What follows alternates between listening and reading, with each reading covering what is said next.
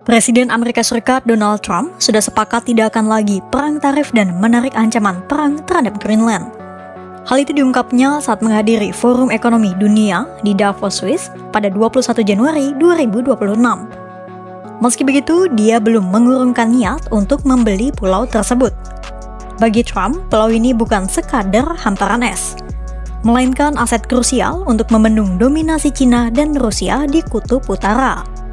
Obsesi lama Trump itu tampak terus menyala di wilayah beku itu. Lantas, mengapa Trump begitu obsesi terhadap Greenland? Mengapa sebuah wilayah otonom berpenduduk 56.000 jiwa ini dianggap sangat penting bagi keamanan nasional Amerika Serikat dan NATO? Paling mudah dengan membacanya dalam 7 peta berikut.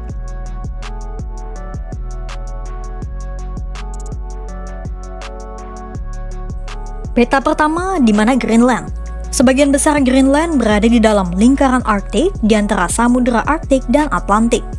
Secara geografis, Greenland sebenarnya bagian dari Amerika Utara, tepatnya di timur Laut Kanada dan barat Islandia.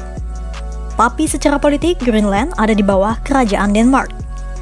Padahal, jarak dari ibu kota Greenland Nuuk ke ibu kota Amerika Serikat Washington lebih dekat daripada Nuuk ke Copenhagen, ibu kota Denmark. Dari Nuuk ke Washington 3.200 km, sementara dari Copenhagen ke Nuuk 3.500 km. Dan mungkin itu juga yang membuat Trump merasa ia lebih berhak memiliki Greenland ketimbang Denmark. Greenland adalah bagian dari lingkaran Arktik yang terdiri atas 8 negara. Kanada, Finlandia, Greenland, Islandia, Norwegia, Rusia, Swedia, dan Amerika Serikat. Di Google Maps atau peta datar pada umumnya, negara-negara itu terlihat berjauhan. Tapi jangan terkecoh pada peta datar, terlebih yang menggunakan peta Mercator seperti Google Maps. Karena di lingkaran Arktik, jarak antar negara sebenarnya sangat dekat lantaran mereka ada pada garis imajiner 66,5 lintang derajat utara. Tetangga terdekat Greenland adalah Kanada di Selat Nares, jaraknya hanya 26 km. Bahkan, Rusia dan Amerika Serikat sebenarnya sangat dekat. Pemisah tersempit Amerika Serikat dan Rusia adalah Selat Bering. Big Diamond milik Rusia dan Little Diamond punya Amerika Serikat yang jadi bagian dari Alaska. Itulah kenapa kontrol atas Greenland sangatlah penting bagi Amerika Serikat untuk menjaga halaman rumahnya sendiri. Berikutnya soal besaran Greenland. Di beberapa peta, termasuk peta Mercator, Greenland terlihat besar sekali. Bahkan, ukuran Greenland tampak lebih besar dari Afrika.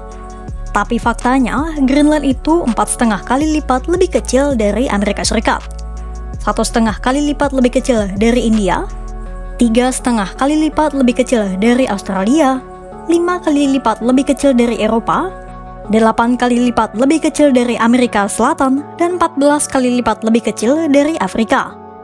Walaupun Greenland lebih kecil dari negara-negara itu, tapi dia menyimpan cadangan mineral yang berlimpah. Kecil tapi kaya, mungkin itu yang membuat Trump pede bisa mengakuisisi Greenland.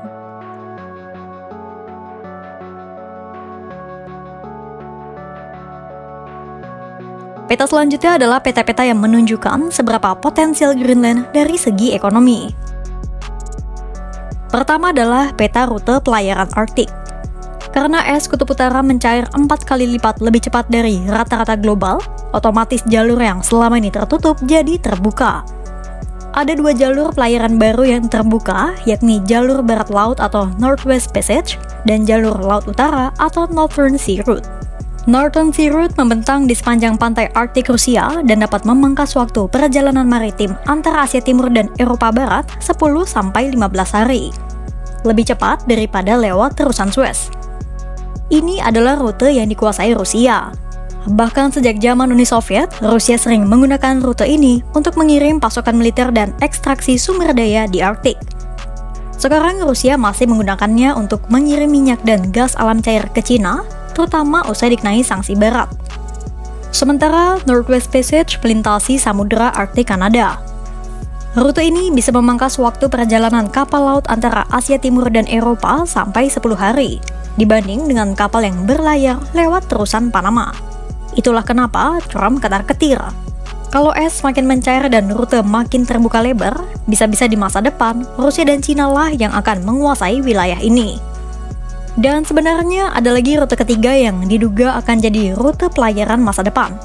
Jalur itu dinamai rute laut transpolar. Rute ini membentang dari tengah Samudra Atlantik ke Samudra Pasifik.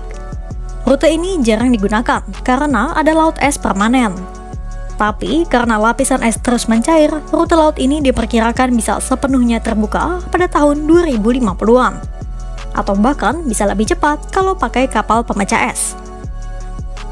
Selain potensi jalur pelayaran laut, potensi lain yang dimiliki Greenland adalah sumber daya alamnya. Berdasarkan situs resmi pemerintah Denmark dan Greenland, data Dalgius.dk, Greenland punya 9 jenis komoditas utama. Pertama, logam dasar seperti tembaga, timbal, timah, dan zinc. Lalu ada komoditas energi seperti batu bara dan uranium. Ketiga, ada batu dan mineral industri seperti marmer, grafit, dan lainnya. Keempat, ada besi dan metal termasuk nikel. Kelima, gas mulia seperti helium. Keenam, batuan permata seperti berlian, ruby, dan safir. Lalu ada metal berharga seperti emas, platinum, silver, dan lainnya. Ada juga batuan semi berharga. Dan terakhir adalah mineral tanah jarang. Ada 8 jenis mineral tanah jarang yang telah ditemukan oleh para peneliti di Greenland.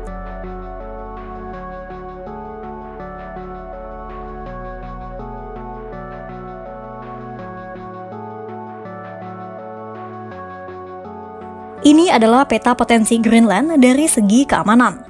Berdasarkan sebaran pangkalan militer, lingkaran Arktik memang seperti terbelah jadi 2 kubu. Kubu barat yakni NATO dan Rusia. Dari 66 situs militer di Arktik, 30 di tangan Rusia dan 36 lainnya tersebar di negara-negara NATO. NATO memiliki 15 pangkalan militer di Norwegia, termasuk 1 pangkalan Inggris, 8 di Amerika Serikat, 9 di Kanada, 3 di Greenland, dan 1 di Islandia. 30 pangkalan milik satu negara versus 36 pangkalan milik beberapa negara. Sebuah perbandingan yang besar. Ditambah, Rusia pun belakangan makin getol memodernisasi kapal selam nuklir yang jadi tulang punggung pengawas Arktik. Itulah kenapa, bagi Trump, selain Greenland bisa jadi sumber cuan Amerika Serikat, negara kepulauan ini juga bisa jadi benteng pertahanan alami Washington dari Rusia.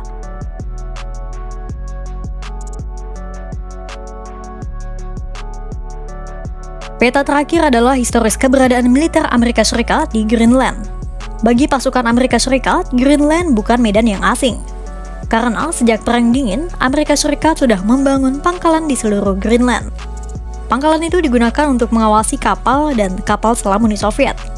Amerika Serikat punya pangkalan udara, stasiun radar, stasiun cuaca, stasiun penelitian, dan stasiun kelautan di Greenland. Ini adalah hasil dari kong kali kong Presiden Amerika Serikat Harry S. Truman dengan Denmark. Saat 1946, Truman sebenarnya ingin membeli Greenland dengan harga $100 juta Amerika Serikat.